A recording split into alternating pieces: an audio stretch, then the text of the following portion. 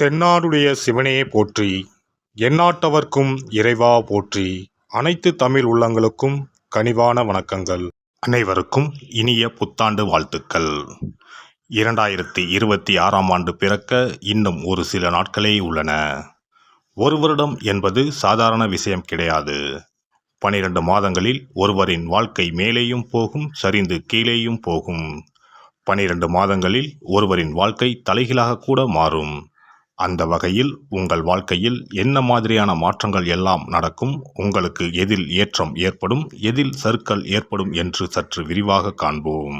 இந்த ஆண்டின் தொடக்கத்தில் கிரகநிலைகள் என எடுத்துக்கொண்டால், குடும்பஸ்தானத்தில் சந்திர பகவானும், சகோதரஸ்தானத்தில் குரு பகவானும், புத்திரஸ்தானத்தில் கேது பகவானும், பாக்கியஸ்தானத்தில் சூரியன், செவ்வாய், புதன், சுக்கிர பகவானும் உள்ளனர். லாபஸ்தானத்தில் ராகு பகவானும் சனி பகவானும் உள்ளனர். குரு பகவான் 5ஆம் பார்வையாக துலாம் ராசியையும், 7ஆம் பார்வையாக தனுசு ராசியையும், 9ஆம் பார்வையாக கும்ப ராசியையும் பார்வையிடுகிறார். சனி பகவான் 3ஆம் பார்வையாக மேச ராசியையும், 7ஆம் பார்வையாக சிம்ம ராசியையும், 10ஆம் பார்வையாக விருச்சிக ராசியையும் பார்வையிடுகிறார். இந்த கிரகங்களின் அமைப்பு மற்றும் பார்வையினால் உங்கள் வாழ்வில் ஏற்படும் சுப மற்றும் அசுப பலன் என்ன என்பதனையும், அசுப பலன் ஏற்படுமாயின் ராசிக்காரர்கள் செய்ய வேண்டிய பரிகாரம் என்ன, வழிபட வேண்டிய தெய்வம் யார் என்பதனை பற்றியும் முழுமையாக காண்போம். பிறக்கப் போகும் இந்த புது வருடம் உங்கள் வாழ்வில் வளமும் நலமும் செல்வ செழிப்பும் பெற்று வாழ்வில் உயரிய நிலையை அடைய எல்லாம் வல்ல எம்பெருமானை வேண்டி விரும்பி கேட்டுக்கொள்கிறேன்.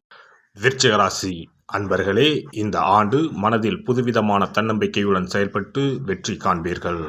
குடும்ப உறுப்பினர்களின் எண்ணங்களை புரிந்து கொள்வீர்கள். வழக்கு விவகாரத்தில் பொறுமையாக இருப்பது நல்லது. புது வீடு மற்றும் மனை வாங்கும் சூழல் உண்டாகும். பொழுதுபோக்கு உபகரணங்களால் கையிருப்புகள் குறையும். இனம் புரியாத சில சிந்தனைகளால் மன அழுத்தங்களுக்கு அவ்வப்போது ஆளாகுவீர்கள். ஆன்மீகத்தில் நாட்டம் அதிகரிக்கும். தர்ம காரியங்களில் ஈடுபடுவீர்கள். பொது நம்பிக்கையுடன் எதிலும் செயல்படுவீர்கள். வீட்டின் தேவைகளை நிறைவேற்றி வைப்பீர்கள். நிலுவையில் இருந்து வந்த தன வரவுகள் கிடைப்பதற்கான வாய்ப்புகள் சாதகமாக அமையும். மூத்த சகோதரர்களின் ஆதரவு சாதகமாக இருக்கும். உத்தியோகஸ்தர்களுக்கு இந்த ஆண்டு போட்டித் தேர்வுகளில் பங்கு பெற்று பதவி உயர்வுக்கான சூழ்நிலைகளும் சாதகமாக அமையும். புதிய வேலை நிமித்தமான முயற்சிகள் கைகூடும். எழுத்து துறைகளில் இருப்பவர்களுக்கு சாதகமான சூழல்கள் அமையும். கடன் சார்ந்து இருந்து வந்த பிரச்சனைகள் எதிர்பாராத விதத்தில் அகலும். முக்கிய கோப்புகளில் கவனம் வேண்டும். வியாபாரத்தை பொறுத்தவரை இந்த ஆண்டு புதுவிதமான சில மாற்றங்களை செய்வதற்கான சூழல்கள் உருவாகும். வாடிக்கையாளர்கள் வழியில் ஒத்துழைப்புகள் மேம்படும். தொழில்நுட்ப விஷயங்களில் இருப்பவர்களுக்கு லாபம் அதிகரிக்கும். அழகு சாதன துறைகளில் விவேகம் வேண்டும். கொடுக்கல் வாங்கலில் இருப்பவர்களுக்கு முன்னேற்றம் உண்டாகும். பெண்களை பொறுத்தவரை இந்த ஆண்டு எதிர்பாராத சில வரவுகள் மூலம் கையிருப்புகள் அதிகரிக்கும். விலை உயர்ந்த பொருட்களின் சேர்க்கை அமையும். துணைவரின் தேவைகளை சூழ்நிலை அறிந்து நிறைவேற்றி வைப்பீர்கள். மனதிற்கு மகிழ்ச்சியான செய்திகள் கிடைக்கும். குடும்பத்தில் புதிய நபர்களின் வருகையால் சில மாற்றங்கள் உருவாகும். அரசியல்வாதிகளை பொறுத்தவரை இந்த ஆண்டு துறை சார்ந்த சில புரிதல்கள் உருவாகும். உயர் பொறுப்பில் இருப்பவர்களின் எண்ணங்களை புரிந்து செயல்படுவீர்கள். வித்தியாசமான சில முயற்சிகள் மூலம் நினைத்ததை முடித்துக் கொள்வதற்கான வாய்ப்புகளை உருவாக்கிக் கொள்வீர்கள். கலைத்துறையில் இருப்பவர்களுக்கு இந்த ஆண்டு பயண வாய்ப்புகள் சாதகமாக அமையும். தற்காப்பு கலைகளில் புதிய இலக்குகளை அடைவீர்கள்.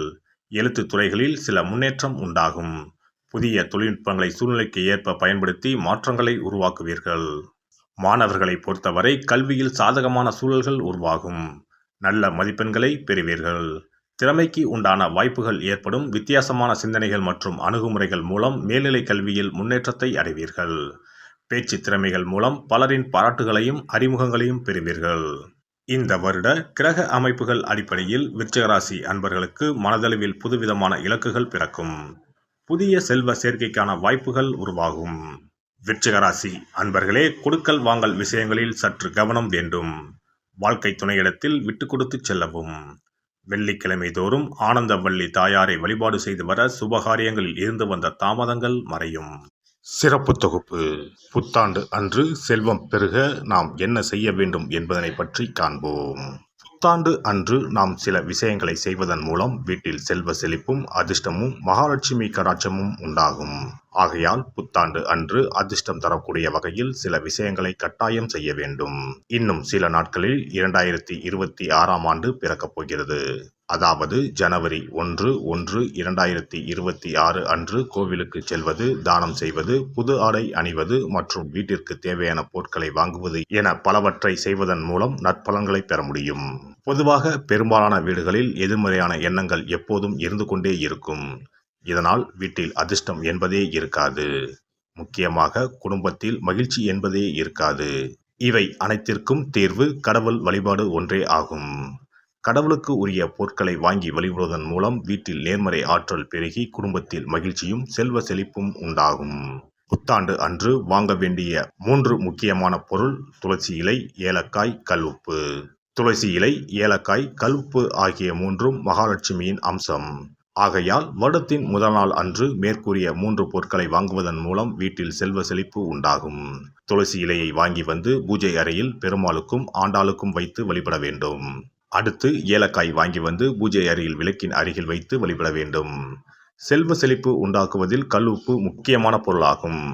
ஆகையால் கல்உப்பை வாங்கி கட்டாயமாக பூஜை அறையில் வைத்து வழிபட வேண்டும்.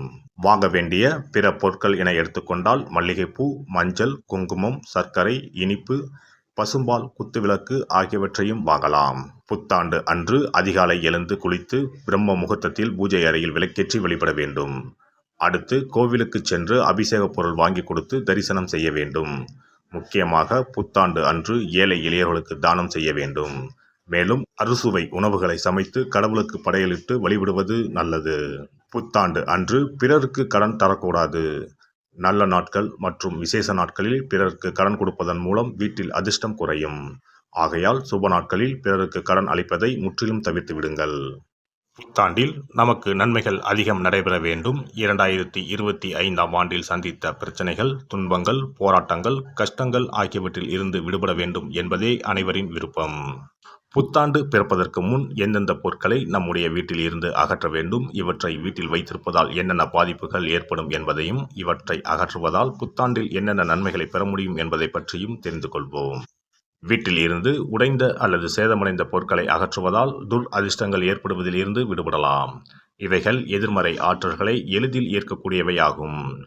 உடைந்த பொருட்கள், பழுதான சாதனங்கள், விரிசல் விழுந்த கண்ணாடி, உடைந்த நாற்காலி ஆகியவற்றை வீட்டில் இருந்து அப்புறப்படுத்திவிட்டு புதியவற்றை வாங்கலாம். நல்ல நிலையில் இருக்கும் பொருட்களாக மாற்றுவதால் வளர்ச்சி, நேர்மறை ஆற்றல்கள் ஏற்படும். பழைய துணிகள், புத்தகங்கள், பாத்திரங்கள் ஆகியவற்றை வீட்டில் இருந்து வெளியேற்றி விடலாம். வேறு யாருக்காவது தானமாகவும் அல்லது மறுசுழற்சி முறையில் பயன்படுத்தக்கூடியதாகவும் மாற்றி அமைக்கலாம். இதனால் நேர்மறையான விஷயங்கள் எப்போதும் வீட்டில் நடந்து கொண்டே இருக்கும். தேங்கிய நீர், காய்ந்த பூக்கள் ஆகியவற்றை வீட்டில் இருந்து தூக்கி எறிவதால் எதிர்மறை ஆற்றல்கள் வீட்டில் பரவுவதை தடுக்கலாம். புதிதாக இருக்கும் மலர்கள், புதிய தண்ணீர் ஆகியவற்றால் வீட்டில் எப்போதும் புத்துணர்ச்சி நிறைந்திருக்கும், மகிழ்ச்சி மலரும். காலாவதியான உணவுப் பொருட்கள், மருந்துகள், அழகு சாதன பொருட்களை வீட்டில் வைத்திருப்பதால் வீட்டில் தேக்க நிலை, எதிர்மறையான சூழல் இருந்து கொண்டே இருக்கும். இதனால் வீட்டில் அடிக்கடி நோய்களும் வந்து கொண்டே இருக்கும். ஆரோக்கியமான சூழலை வீட்டில் உருவாக்கவும், புதிய வாய்ப்புகள், நல்ல விஷயங்கள் தேடி வருவதற்கும் காலாவதியான பொருட்களை அகற்றிவிட்டு சுத்தமான காற்று, ஆற்றல் வந்து செல்லும் வகையில் வீட்டை காற்றோட்டம் உள்ளதாக வைத்திருக்க வேண்டும். எல்லாம் வல்ல இறையருளால் நீங்களும் உங்கள் அன்பு குடும்பமும் உடல் நலம், நீலாயுள், நிறை செல்வம், உயர் புகழ், மெய்ஞானம் ஓங்கி வாழ்க வளமுடன். இந்த வீடியோ பதிவு உங்களுக்கு பிடித்திருந்தால் லைக் பண்ணுங்க, கமெண்ட் பண்ணுங்க, ஷேர் பண்ணுங்க, மறக்காம சப்ஸ்கிரைப் பண்ணுங்க, பக்கத்துல இருக்கிற பெல் பட்டனை கிளிக் பண்ணுங்க. நன்றி, வணக்கம். ஓம் நமச்சிவாய. சிவாய நம.